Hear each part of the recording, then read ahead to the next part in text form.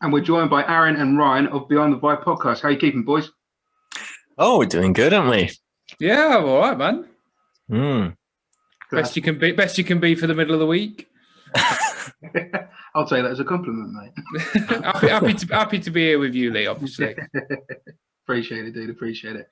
Now, and obviously, me and you spoke before about these Wicked Rivers. Ryan, nice to meet you, mate.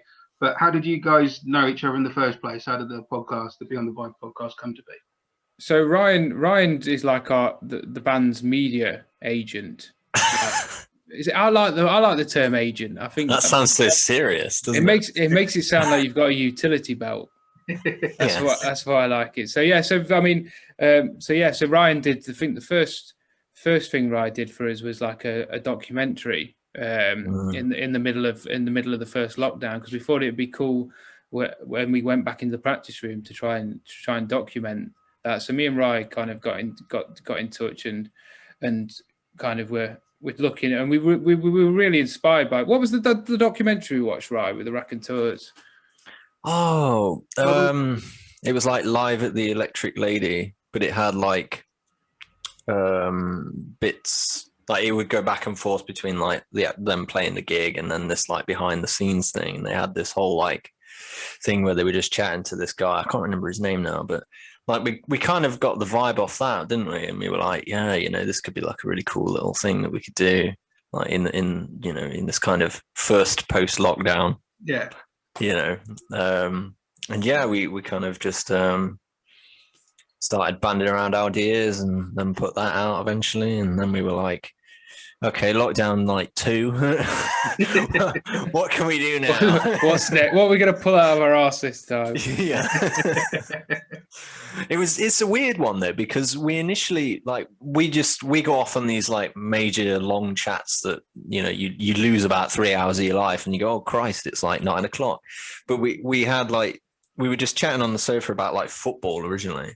Something completely different, and then we did like a couple of like rough little podcasts based around this, and then we discovered like that we were able to get guests. We had like this moment where we were like, hang on a moment, we can get people in the music scene, and this is like much more accessible than what we thought it would be. So then there was like this whole revelation that we had. We were like, hang on a minute. And then we just went from there really, and it's just kind of taken off into this like new thing, isn't it? Like it's gone off on one. Our first guest was so like the thing that sparked it was we were doing football and music, and then I said, right, we'll get a guest. Let's get a guest in because that will bring a bit of structure to it. And we got Richie Heavens, who was the original singer for Heaven's Basement and Roadstar. Because me and Ryan were both, when we first met, it was like we started chatting about bands we was into, and we spoke about like that whole scene around 2004, 2005, which I'm sure you was involved in as much. I actually auditioned for Heaven's Basement. Did you? Really? Yeah. Wow. When they were looking for a bass player I was at uni 2007, 2008, somewhere around there. And they put a thing out on their MySpace account, old school, saying they were looking for a bass player. And I went and I sent some demos up of the band I was in at the time that was sort of on the downcline.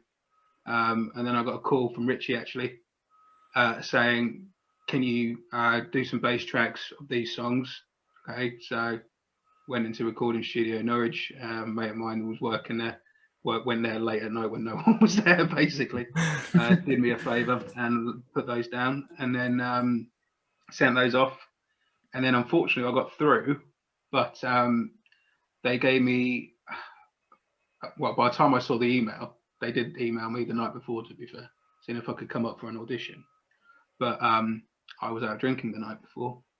Oh man! Didn't look at emails, and by the time I got it, I was living in Norwich at the time, and I had about an hour to get to the audition. I think it was in like Birmingham somewhere, and I was just like, I physically can't do this. I physically can't get there. But, yeah, and then they found something else. But God, that's so weird it's so weird how that just like that was intertwined like with like the origins of the podcast as well. Like you had that nearly auditioned, like pretty much auditioned to play bass for them. But yeah, we chatted to Richie, and like me and Ryan both were quite big fans of Roadstar and Heaven's Basement. Yeah, great band, man. Particularly Richie. Like, I always no discredit to what came after Richie and Heaven's Basement, but we both really liked his voice and his overall stage presence and his character. And I think to be able to just reach out to him and just be able to have a chat and go down memory lane, like me and Ryan both felt like it was something that maybe other people would dig, and want to go down. So, it just kind of sparked that whole thing, and that naturally just brought the structure we've got now. Yeah. You say that, but between us both, we keep sharing guests. We've 100% got the same taste in guests. Like, I think we both had Nathan a few weeks back from Inglorious, and then we've both got a few guests that we've not announced yet coming up, and Heather this week. So yeah, we've just got good taste, man. The three of us have got good taste in guests. Definitely, pal. How was Nathan when you spoke to him? Was he all right? Yeah, I mean, I can't. Yeah, me and Ryan both got a really good vibe from him.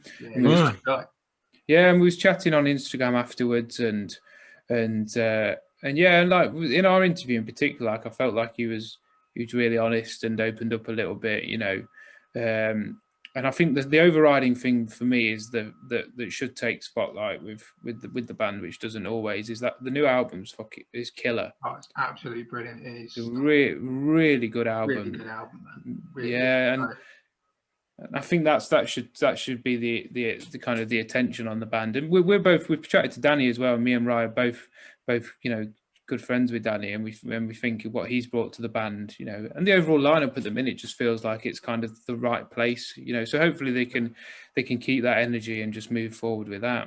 I hope so, because when they just announced, when they did the tour after they'd announced the new lineup, and I saw Norwich, which I didn't realise up until I spoke to Nathan the other week, was one of the first shows they did with the new lineup.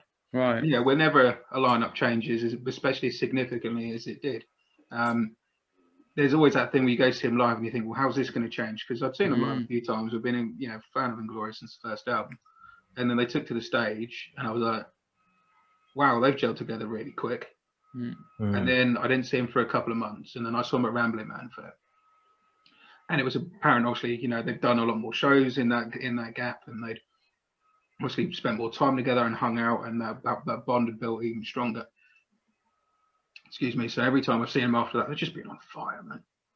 And when they were recording a new album, and I just thought they were no disrespect to anyone's been in Inglorious past, because I've loved all lineups, I've loved all albums. But I thought the guys were really storming it when it wasn't their material that they'd written. I cannot wait to hear this album live, because you can already hear it. There's certain songs in there just stand out. Tracks like Medusa.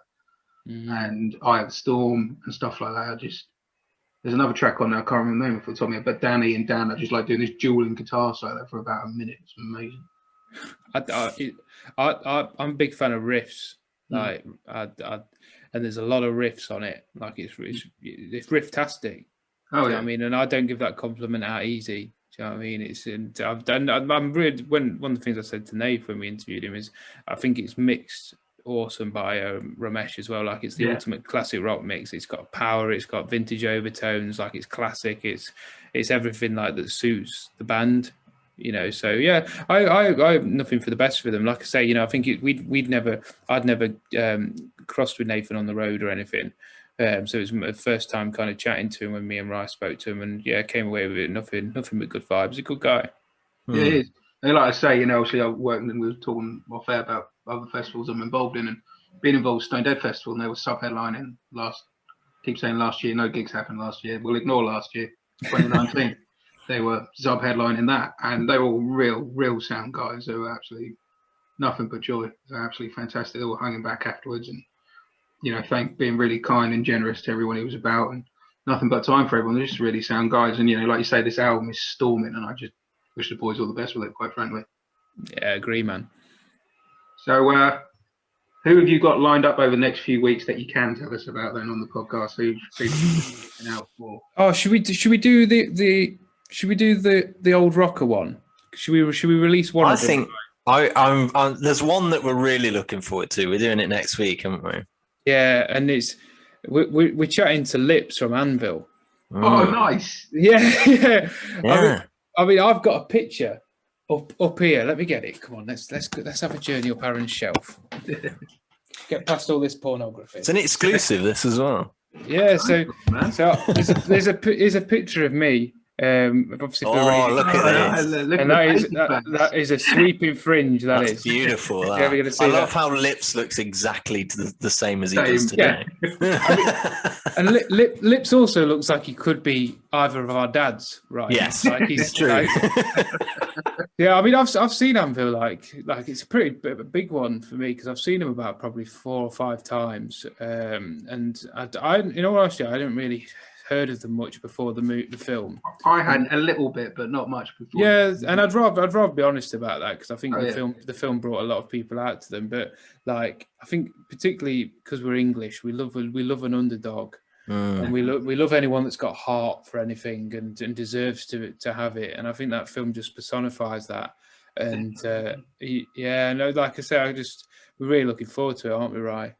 Yeah, I mean, I remember when that documentary came out, my dad came into the ring because he's like an old rocker, and he was like, "You have to watch this documentary. It's this old band that I remember from back in the day." And he was like, and the guitarist and singer was like, he plays a dildo with his guitar, and I was like, "What?" And I was like, "Well, I have to watch this now." What I love is like throughout the documentary, and I've been again going back to Stone Dead. Anvil played the first one. Yeah, I remember that. So I've met Lips and Rob, and again, sound guys. But on the documentary, it's still evident when I met him, his enthusiasm is infectious. Like, you cannot help but smile when you talk to him. He's just so buzzing for it. He loves what he does. Obviously, they've gone through their highs and lows with the band. Obviously, that was documented in the film.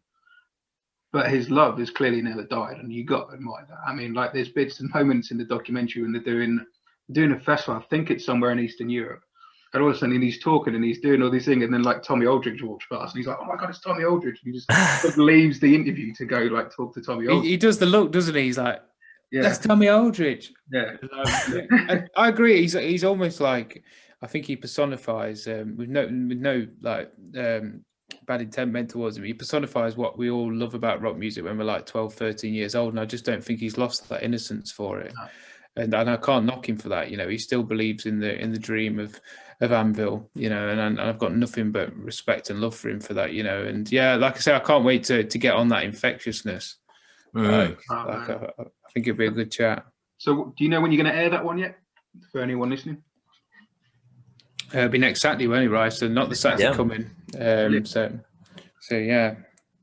So normally the structure for the podcast for anyone who's interested is if you follow us on Facebook, Instagram, all the things, we release a trailer for the week show on a Wednesday, and then on the Saturday at 10 a.m. it goes out on YouTube, Spotify, Apple, all the normal places, and yeah, we've got some really cool guests. Like, I mean, we only want to tease one because we're quite secretive, aren't we, Rye? About yeah, I mean, we've got to have some mystery around who we're getting each week, but yeah, it's every week we get the guests come through, and it's always like, oh god, I've always wanted to talk to these guys, or these people seem really interesting and cool, and there's just this continuous thing, isn't there, all the time?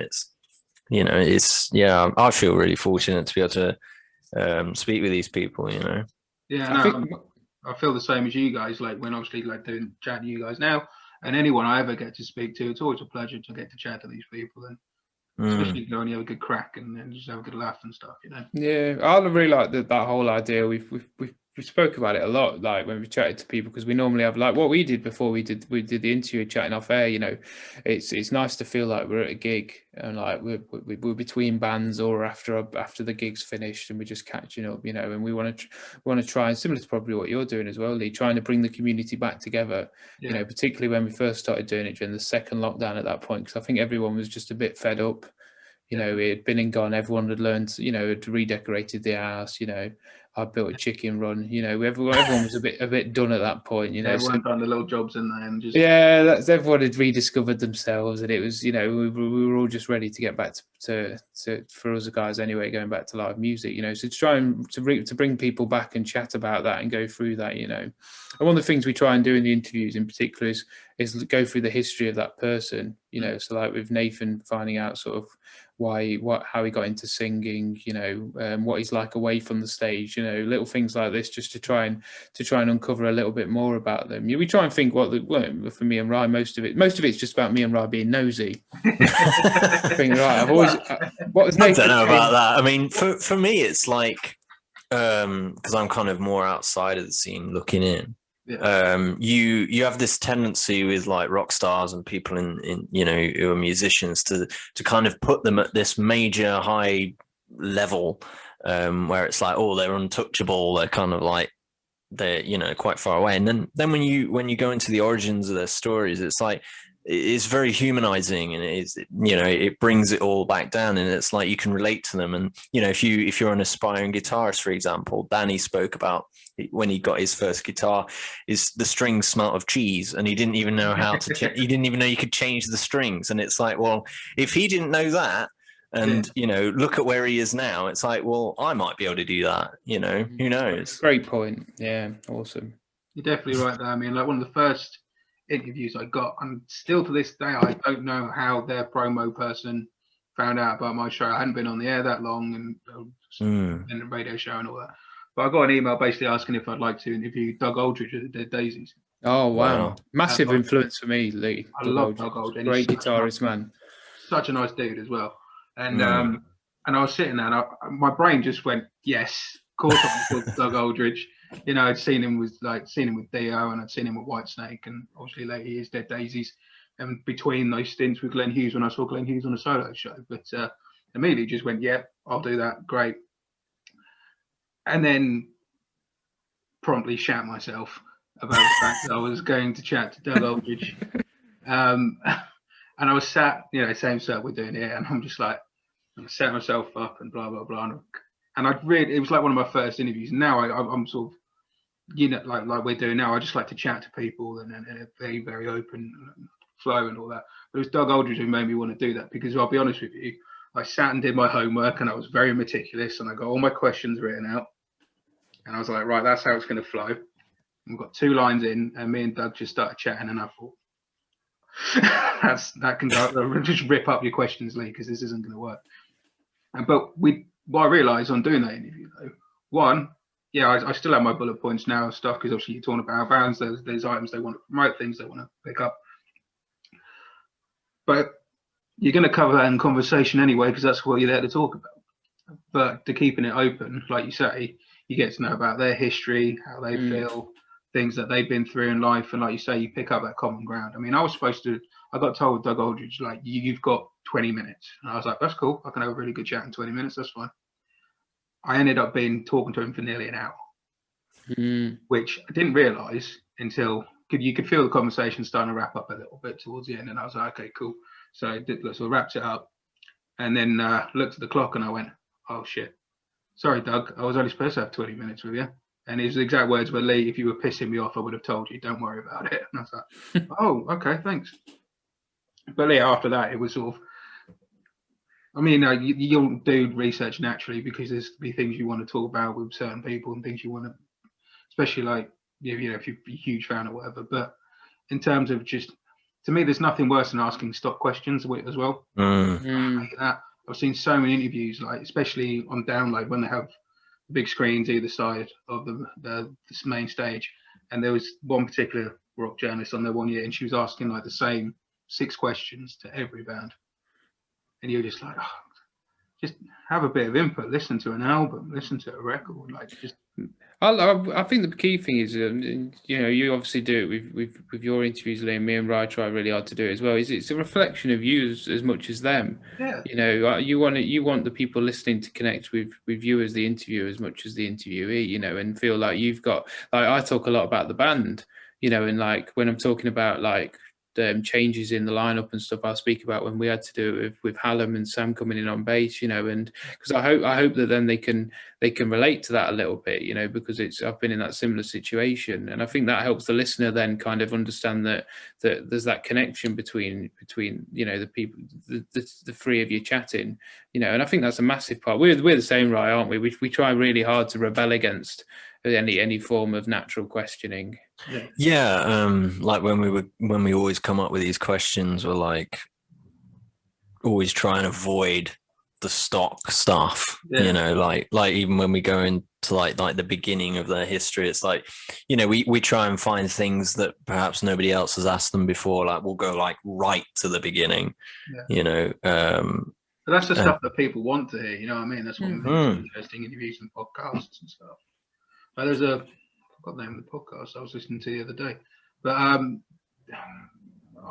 let you boys know afterwards. My phone's on charge, grab my awards. I found this podcast, and it was basically it was an artist, and whoever they had different journalists like interviewed, and whatever journalist it was happened to have worked with this particular musician each time. One of the guests was like Rob Halford, and they had the journalist who helped him co-write his book recently.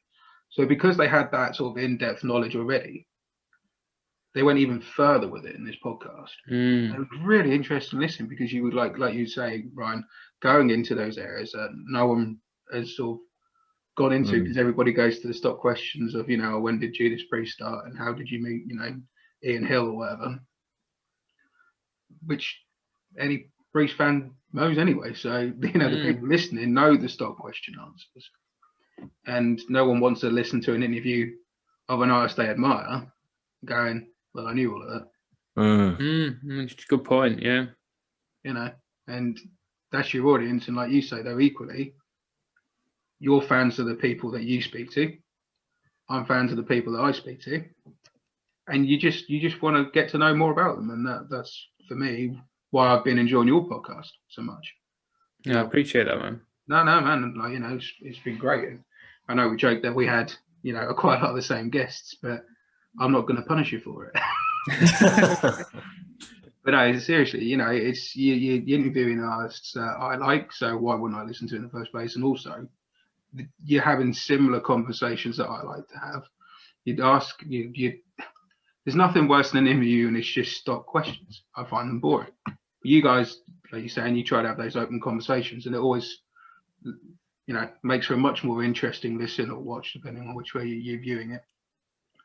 And it was the same when I was chatting to Phil Campbell to Dane Campbell, the other week, of Phil Campbell of Bastard Sons, and he does the same. I don't know if you listen to his Drum for the Song podcast. No, I've heard of it though. Yeah, check it out, man. Seriously, it's really. Yeah, I will, man. Like, he's just it's all drummers that he speaks to, and he's spoken to like Nigel Glockler of Saxon, Matt Sorum interviewed, Mark Richardson of Skunk and Nancy. Cool. And most recent one he did, Mickey D of Motorhead. And it's similar sort of thing to what we're all doing. It's open conversations, and they're really, really good. He's a really nice guy, Dane. Really good work. So yeah, I recommend that. Yeah, check it out, man. Definitely. Yeah. But speaking of podcasts, so if anyone's listening and wants to check out Beyond the Vibe, I'll put all the links up while this interview's playing on Air, boys, so they can go check it out on our socials as well. Cheers, brother. Cool. No problem. So in a dream scenario, who would you have on the podcast? Ooh. Yeah, choose a guest each of a dream scenario. Oh, bloody hell. This is like the sort of rough questions we ask, isn't it? Where people start swearing. That's what editing's for, Arran. We leave it in and out. I work on my shows at 6. Oh, God. Have you got anyone off the top of your head, right? So I can have a think about it. Off the top of my you do this to me all the time. I do it. Yeah, I love it. You think of this, I'll just leave you with it. And then I can think for ages then. For me, Ozzy for me, probably. Yeah. Zach Wilde. Yeah. Rival Sons as a group. Yes.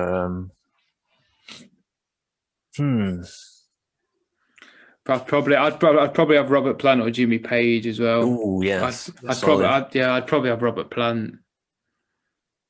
Yeah, it'd be a toss up. I mean, Ozzy's like I've got so much love for Ozzy. Like, it's like, I think there's not many rock stars that I think would be exactly the same if they weren't famous. And I think Ozzy and Lemmy in particular have got that authenticity where I think Oz would be the same, except he'd be sat in a pub in Aston. Yeah.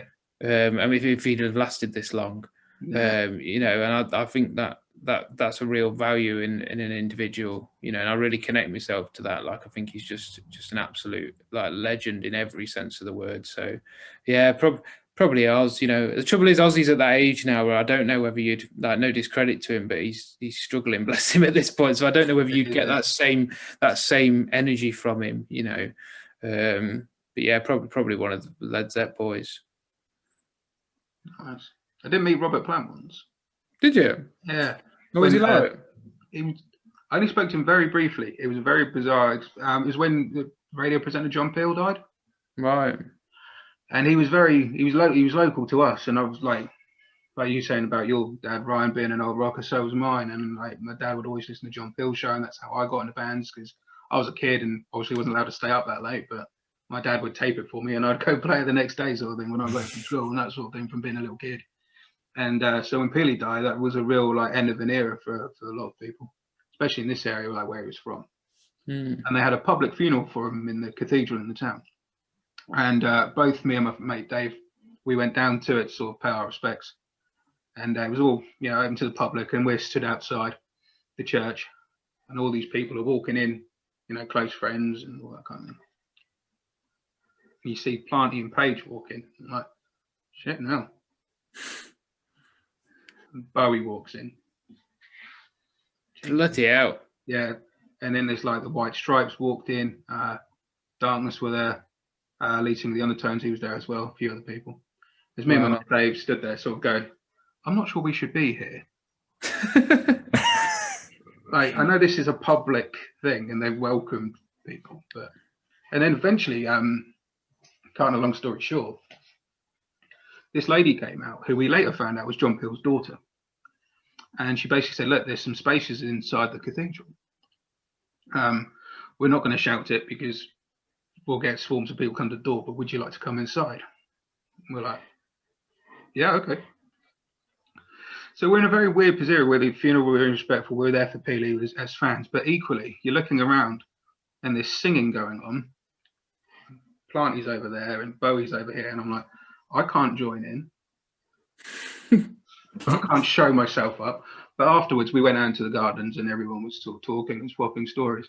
And I didn't realise, but Planty was behind me talking to someone. And me and my mate Dave were swapping stories with another guy, lad we knew, sort of from the pub who was come down.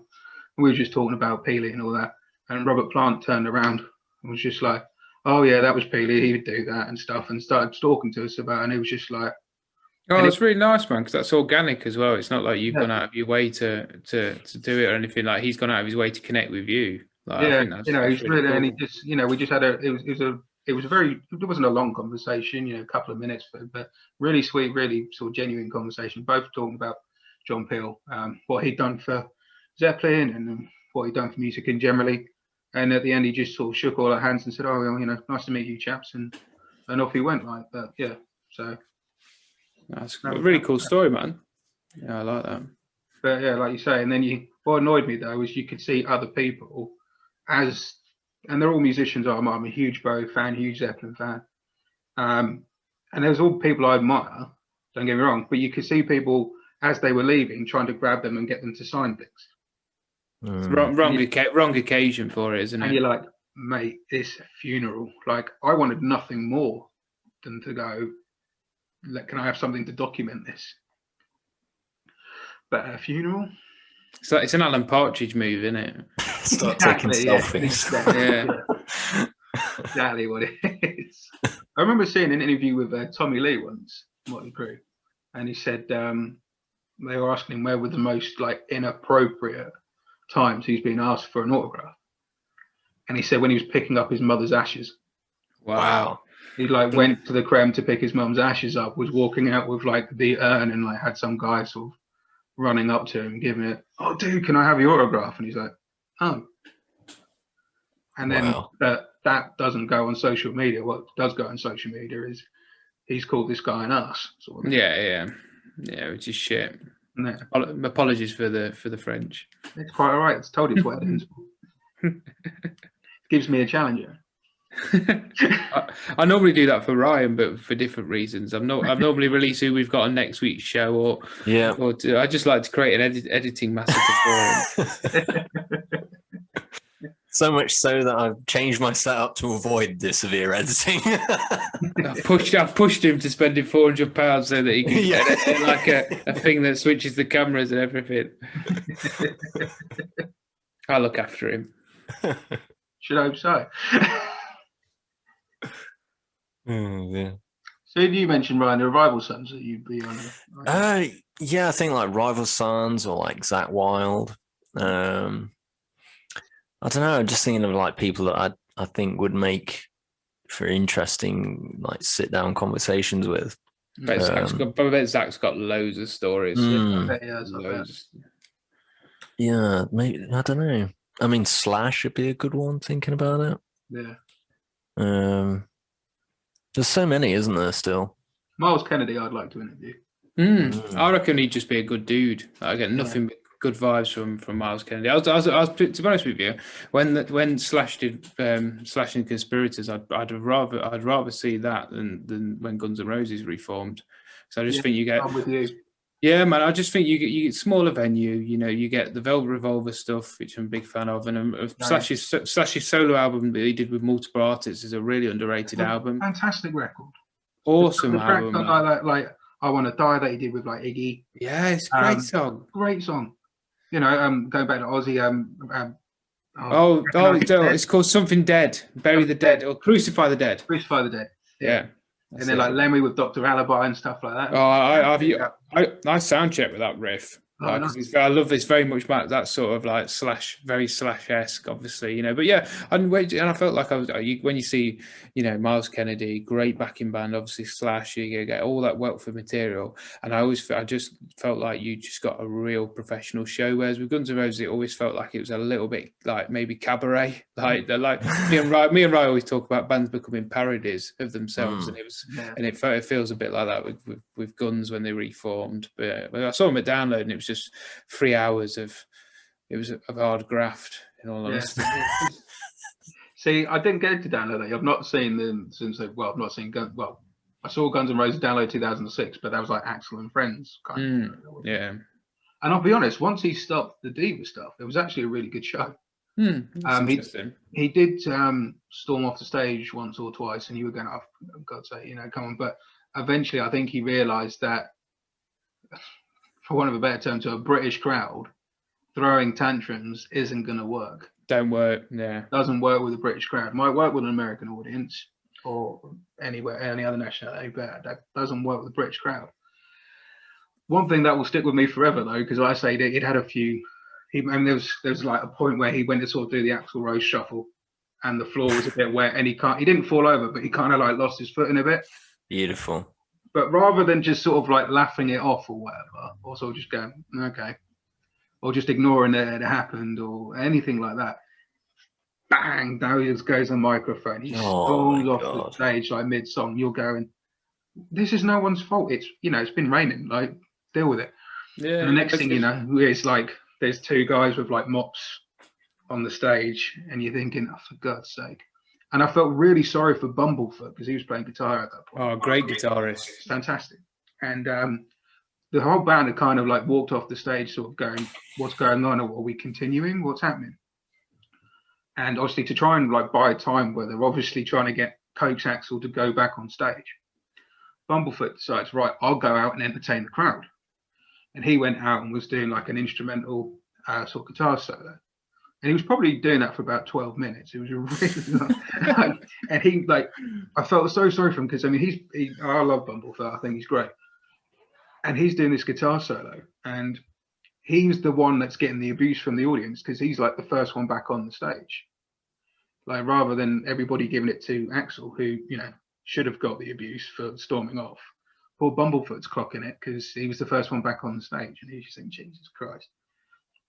The hardest thing about that Guns N' Roses thing as well, he had a sick lineup at that point. He had DJ Ashba, who was the only problem with DJ Ashba, like I remember watching the rig rundown and he had like Slash's signature pickups in his guitar. And it's like, come on, man, you got to like have your own identity. And that was what I liked about Bumblefoot. He was very, and to be fair, it was Richard Fortus. See, he played like obviously like I play Gretches and he's got like the big Gretches and stuff. He's got like Vulcan Gretches. Yeah, and he had like his own style and vibe similar to Bumblefoot. And I think if you're going to go in and do that, you can't go in as a tribute act. You've got to go in and stamp your own authority. Oh, definitely. But another thing that will always stick with me forever was one of those moments where like, it was kind of awful, but I was so glad I was there. At the end of, I think they finished on Paradise City, and all the sort of confetti's going off and the smoke cannons and all that.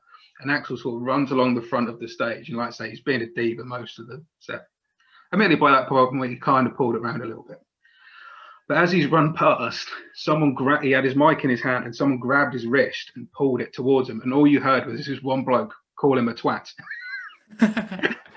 Bloke just grabbed his mic and went, "You're a twat," and they just sort of boomed over Download's PA system, like sort of all like 90,000 people heard was this bloke calling Axl a twat. That's like something Ryan's dad would do. I feel like really is. It's straight out my dad's book. Yeah. Straight out the Ian Vacey. Yeah, no, it's I think Axl's a weird one. I tell you, good. We're telling too many stories, but there's a good story where I saw Saxon one year at Download, and imagine like a plank of wood with wheels on it, like 2 wheels on each side, like a plank of wood, like something you use to transport speakers. Yeah. Halfway through, I think Wheels of Steel, you just suddenly saw Biff for whatever reason lied flat on this trolley and decided to lie flat and then ferry himself across the stage, which is this is why they often get likened to Spinal Tap, because it's just like they're absolutely killing it. Like Saxon, they always do live band. Oh, it's such an underrated live band, man. Like it's so easy to take the mick out of, but live to kill it. Like, and Biff just ruins it.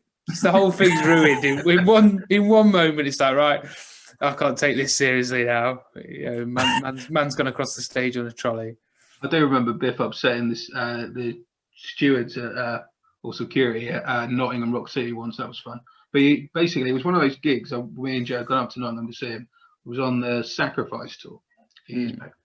And they'd done it, and it was one of those gigs where like everything was going bang on. The crowd were in their pocket. Band, they were on fire. They were particularly good that night. Everything's going well. And they'd already done the encore. And I think the curfew was at like 11 or half 11 or something. And like it was like the last, you could tell it was going to be the last song. The crowd was just roaring. No one was going to go home. It was just like, we need one. And you can see Biff sort of like looking at his watch, going, "Yeah, we can squeeze one more, and we can do one more. We can do one more." And they all sort of gather around Nigel Glockler's drum riser, sort of going, "What haven't we played yet? What can we play?" And they came back and they ended up doing Motorcycle Man right at the end. And he goes, "All right, we've got time to squeeze in one more for you." And generally, the 3 security guards stood along the front of the thing. You'd see him go, "Oh, for fuck." Who supported them at that gig, Lee? Because I might have been there. Because Rock City's like my local. Like, so whenever Saxon play, normally me and my dad. I'm trying to get this the right way around. It was it might have been the Choir Boys. No, I weren't there. I've never seen Choir Boys. It was either Choir Boys or Wolfsbane. No, definitely. No, I can remember them gigging with Wolfsbane, and I didn't go on that tour, so yeah. No, yeah, Wolfsbane was our tour before the Calls to Arms tour. The Sacrifice tour was with Choir Boys. Cool. I love Rock City's event though. It's a great venue. Legendary, man. It is. Certainly is, man. Certainly is. So, while we're talking, Arran, what's going on with these record withers? So we just had a live stream event that Ryan helped us out with, Chapel of Love, which was really cool. I mean, it's like we said before when we was off air, it's difficult at this point because we had like a lot of stuff planned for last year. Like obviously we released our debut album like in the middle of the first lockdown. So we had to get really creative around sort of how we were going to get that out to people. And I think overall I was really proud of me and the boys. Like I think, and the fan base, like the fans and family around the band were awesome, really supportive. And yeah, so we did a live stream just to kind of as a little teaser of kind of release one new song in the live stream. And for the rest of this year, so we've just announced the rescheduled dates for our tour with Blackwater Conspiracy. That kicks off Wednesday, the 8th of September. It's actually the first proper, like I was telling Ryan about this, it's the first proper tour as a band we've really done. All right. Yeah, in terms of like back-to-back dates and kind of going up and down the country, which is mad because I feel like we've been here, there, and everywhere, and we've put a stamp, in most places. But to actually go to venues on a continuous run, I think it's going to be really cool for us as a band. So we can't wait for that. I mean, Blackwater Conspiracy, great band. I think very good band. We complement ourselves really well. We're due to play main stage at Ramblin' Man as well, which is probably to be honest, going to be our biggest gig to date. We were due to play the Rising stage last year, and then obviously it got rescheduled, and then we got asked to play if we wanted to play the main stage. I didn't realise you'd been moved to the main stage. Yeah, we're due to open it, which for us is it's just massive, man. I mean, I went to Ramblin' Man for the first time years ago, and it's just such a great festival. It's such a good festival. It's great crossover between young bands and the older bands, and great vibe, really supportive. And I can't wait for us to do it. And now it's looking like it will hopefully happen, because obviously Reading and Leeds has been announced that we've got loads of stuff in the works as well. Like I can't reveal anything now, but we've got plans to maybe release something this year. Oh, cool. But I can't say any more or any less, because otherwise Dan will cut a part of me off. You don't want any parts you get to cut off, mate. No, that's it. But no, in fact, we've got a lot of cool stuff planned. I think the tour we're looking at as well at having something to celebrate the return to live music. Oh, that's cool. And I think that'll be an absolutely awesome show. We're desperate to get to properly celebrate Eden. I don't think we've really been given the opportunity to do that, and with the amount of work that went into the album, we just want that opportunity to bring the fans and everyone to go. I mean, Rise never seen us live. He's been so involved in the band. It seems crazy to think that he's not seen us. Because we connected during the first lockdown. Oh yeah, of course, doing that. So it's just he's seen us sort of in bits and bobs, and you've only ever seen us on the other side of a computer, haven't you? Pretty much. I mean, that and the we did the session, didn't we? Yeah, that's pretty much the closest I'd say currently. But yeah, it'd be interesting to see you guys in a kind of more like a proper live environment, Yeah, it'd be cool. Looking forward to it. Hopefully it'll be this year. Fingers crossed. Fingers crossed. I think we're all craving live music at the moment, that's for sure. Yeah, man. But we've got stuff coming out. Like obviously we've got the podcast. We're trying to really build the fan group. So if you're into the band, join the Facebook fan group. Sam does a weekly thing on a Sunday where he'll go through his vinyl collection, talk about his record of the week. For anyone who doesn't know, our bass player Sam, he was born under a bridge. He speaks 14 languages, 4 of them Orc, and if you to watch him in the flesh, being himself, chatting about what he's been up to during the week is a harrowing thing, and everyone should get involved in it. So we release that on the fan page every Sunday, as well as loads of other bits and bobs. And like I say, it just goes back to that community thing. We're just trying to, reconnect with everybody. And we did that after the Chapel of Love. We had a Zoom chat with all the fans that bought a ticket for the live stream event, and that was really cool. Just having a drink. I drank about 2 bottles of red wine, and by the end of it, I think Ryan was speaking on behalf of us both. But it was cool, wasn't it, Ryan? Just to reconnect and have loads of people chatting about the gig stories and that. Yeah, it was interesting. It's pretty much the closest you're gonna get to a proper gig, isn't it? At that point. Yeah, obviously still a bit weird and a bit different with 54 people in a Zoom chat, but we make do, don't we? We made it work. Yeah. It was cool. That sounds good, man. So obviously we talked about the podcast there. We spoke about the fact you spoke to Nathan, James of Inglorious, and you got Heather lined up as well. Did we say that? Are we allowed to say that one? Yeah, we're allowed to say that. We've got Heather's episode will come out. I'm not sure when this interview will air, but it'll come out this Saturday at 10 a.m. So I'll be airing the interview next Friday. Cool. We've got 2 interviews lined up this week, so that'd be okay. So by the time you hear this, tomorrow will be Lips from Anvil. Yeah. So stay tuned for that. Mate, I'm looking forward to that one already. I really am. Same here, man. Oh, Lip's such a nice guy. I just turned around and like he'd been dropped off because with Stone Dead, it's me doing all the website and the media stuff all the rest of the year. But on the day itself, it's basically coordinating the backstage area and making sure everyone's happy there and bands are on time and all that kind of thing. Which was a job I got given 2 weeks before the first one, because I was just doing website and media stuff. And then I said to Chris, who's one of the directors, you know, I'll be there on the day. If you need a hand with anything, just give me a shout. I'm coming anyway, mate. He said, all right, about 2 weeks before first Stone Dead 2018, he called me up and went, oh, Lee, you know, you're used to sort of coordinating your Just Push Play. And I went, yeah. Can you do it for Stone Dead? And I went, what? He went, I've just realised I can't organise front of house and back of house. So I'm going to need you to do back of house. And I'm like, okay. So I had about 2 weeks notice, and then I'm trying to get Skid Row on the stage. Though to be fair, Skid Row were cool. They're really good blokes. Yeah, so it's a great festival. It's not far from you, right? Is it? It's literally just down the road, Stone Dead, isn't it? Yeah, it's like where are you based, 5 minutes. Where are you based from? Newark. Oh, you are in Newark. Oh, okay. Yeah. So I'm like literally 5 minutes away from where that is. So when I come up for the annual meeting at Newark, I can have somewhere to stay. I think if you ever need small house, man. I can confirm it's a small house. Ryan has to deal with me in there most about 2 to 3 times a week. So prayers for Ryan are definitely necessary.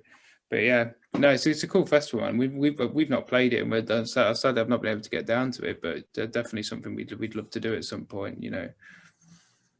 I'll see I'll try and put a word in. I'm not in charge of bands. No, it's cool. No bother, man. Well, we can talk about those Just Push Play. So other than Nathan, what episodes in particular would you recommend people check out? I mean, I've listed them all, to be honest. See, we got a number one fan. I think keep nicking me guests. For me, I mean, I love all of them, but for me, like, I have the big attraction to the stories, like these long kind of weird, wacky stories. So I think Jack Edwards is ones to definitely check out. The one we've just done, John Drake of Duskoda. Really enjoyed that interview. That was great. We had a great. We got a great vibe with John. Like, just I must admit, I'd like to chat to John because I'm liking what I'm hearing from their upcoming album. I've been sent a couple of singles. Yeah, really cool. Yeah, we were fortunate enough to hear it, and it's a great album. It's, you know, if you're into, like, as John said in the interview, if you like old school kind of classic rock, you know, just a great big Marshall amp out and just going, you know, that's it'll be right up your street, you know. They've just been announced for Rambling Man as well. Yeah, they got announced today, didn't they? Yeah, they've just had the new single release. So yeah, we enjoyed that. For me personally, I'd probably have. I don't know, Ryan's picked the good ones, hasn't he? They're all good. They are all good. Yeah, that's the problem. We had a good chat with Kim. That was really interesting. Yes. She opened up about the voice and how it worked and kind of. I still need to catch up with the one with Kim. Do you know? Yeah, it's interesting, man, because it's for a lot of people like who see Kim on she went on the voice, similar to when Nathan on. I think there was this real united community around, you know, it's one of our own, you know, it's a rocker or a rock voice, and I think people criticised her a bit for the song, you know, but there's an interesting thing. If you check out the interview, you'll find out what it is, you know, and you get all the details with how the bit process works. And Kim came across great. You know, another one where we had a really good chat, good laughs, and, you know, like I say, Ryan said, you know, there's not been one where we've not come away from it with a really good feeling and a buzz around it, which is all you can really hope for from chatting to somebody, you know, as I'm sure you'll know yourself. But yeah. But no, the last time I saw her was Download 2019. She was on stage there with Mike Gray, and that was storming set. I mean, we did that. I sort of been in contact with Mike through the radio show, and he was sending me, you know, Love Like Suicide and stuff like that, and I was like, this is great. And then I thought, well, I'll go check it out live. I've seen Mike Gray with, you know, Skin and other outfits times, but that was the one and only time I've actually seen Kim. You couldn't get in the tent; it was rammed. That's sick. We managed to we got in because Wolfjaw were on, and then Kim Janet with my Great was on. So love Wolfjaw. We had them headline Just Push Play a couple of years back. So we're in for Wolfjaw and sort of just stayed. But when we turned around, it all ran back up again, and it was like couldn't even get anywhere near it. But that's what I liked about the Download stage on the smaller stage that year. There was so many good bands on it that year. Download in general, man. If you can play them smaller tents, you're going to play to people because it's just people just want to see it. Festivals are such a different vibe than obviously ones. Of course, they are to normal gigs because you're going out for that specific artist. But I just think people are so open to new bands as well, and it's such a great platform for people to hear new bands and see them guys come up from the new wave of classic rock like Wolfjaw, Crows. Like I've seen Wagons at Download. It's just building and building. And it's a really good thing to see. Yeah, it definitely is. I feel like for the first time in the last couple of years, like this scene's really grabbing hold. Yeah, man. We spoke about it a lot on the podcast. That we feel like it's starting to make its mark a little bit. Definitely. Lee, just a quick one. I've got to bugger off at 1:15 because my missus I've not had any scran yet. I feel like I'm going to pass out. No worries, buddy. Can't have you wasting away, can we? No, I could do with it. It's been a long time since I've gigged. And gigging for me is like Zumba. So it's a necessary thing. When we do that tour of Blackwater where it's like night after night, I'll be stick thin by the end of it. Intense workout, mate. Well, I gig in a velvet jacket, a bloody scarf, and a twat hat, and it's I definitely I'm sweating by the end of it. All right, buddy. Well, normally, as you know, Aaron, what I would do is obviously normally interviewing an artist, so I would normally ask them to pick a song of theirs either side. But with your podcast, I thought I'd get a song from a artist that you have spoken to that you'd like us to play. One from you, Aaron, and one from you, Ryan. Sandwich the interview in the middle of it. I'll let you go first, Aaron, because you always do this to me, so I'm doing it. It's only fair. Let me have a think. I tell you what, I'll go for Messiah from Inglorious's new album, just for pure riffage. Yeah, good choice. I will go with Limbo Man from Dust Coda. Another good choice. Yeah, strong single. A really strong single. That was, I've had the boys before, but like that was the first one I heard from the upcoming album when that got sent to me, and instantly thought, yeah, this is really kicked up a gear. So I'm excited to hear the rest of the album. Right, let Aaron go get his tea. Yeah. God bless you, man. Thanks ever so much for having us. We really appreciate it. Thanks for the support. No, anytime, guys. Been good to chat to you, and nice to meet you, Ryan, mate. Yeah, it's nice to meet you too, man. No, man. Been cool. Right, see you guys later. Nice one. Cool. Cheers, bro. See you in a bit, man. Bye.